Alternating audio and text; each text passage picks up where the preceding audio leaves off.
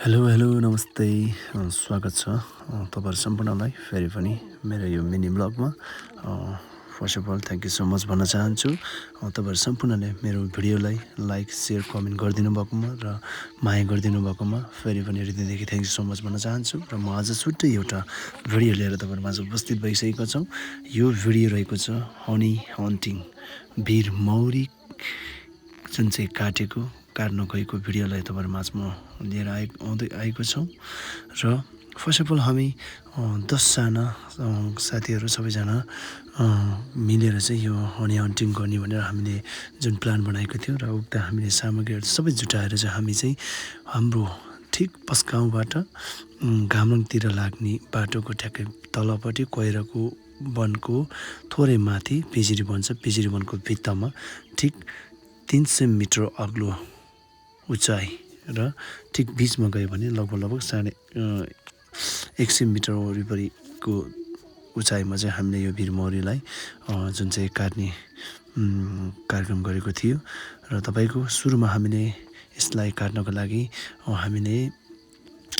आगो फुकेर जुन चाहिँ यो धुवा छोड्यो र किनकि यो धुवा छोडेपछि चाहिँ भिरमौरी चाहिँ लट्टिदो रहेछ र जसको कारण एकछिन भङ्गिएर केही समयपछि यथावत आफ्नो ठाउँमा बस्दो रहेछ र त्यसपछि हामीले बिस्तारै मह काट्ने सुरु गर्यो र मह काट्ने व्यक्ति हुनुहुन्छ हाम्रो दाइ सुभाष गुरुङ सुन्टी दाइ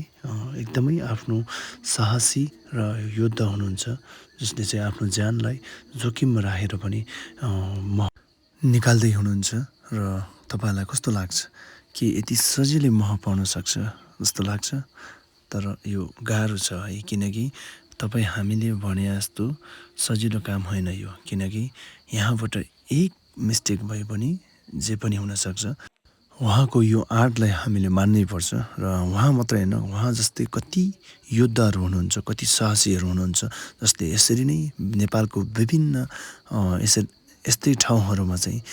भिरमौरीहरू काट्ने गर्छ र यो त्यसै प्रख्यात भएको हैन यो संसारभरि यो वर्ल्ड वाइड नै रहेको छ यो विश्वव्यापी चर्चा नै रहेको छ यो हनी हन्टिङ भनेको जुन चाहिँ विश्वले नै थाहा छ कि यो एकदमै जोखिमपूर्ण पनि छ र यो एकदमै प्रख्यात पनि छ र एकदमै यो यसको महत्त्व एकदमै धेरै रहेको हुँदाखेरि र यो विशेष गरी हाम्रो नेपालमा एकदमै बढी मात्रामा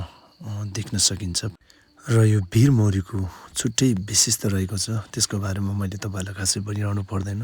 यो विश्वव्यापी पनि रहेको छ र यो हाम्रो कल्चरल पनि हो र यसको हाम्रो संस्कृति पनि हो यसलाई हामीले बचाउनु पर्छ यसलाई हामीले हराउन दिनु हुँदैन किनकि यसले नै हाम्रो देशलाई चिनाउने गर्दछ र कस्तो लाग्यो तपाईलाई आजको यो भिडियो कृपया आफ्नो लाइक कमेन्ट शेयर गर्न चाहिँ नबिर्सनु होला म फेरि अर्को पार्ट लिएर तपाईहरु माझ आउने छु र Thank you so much everyone for watching my video र सबैजनालाई फेरि पनि धन्यवाद दिन चाहन्छु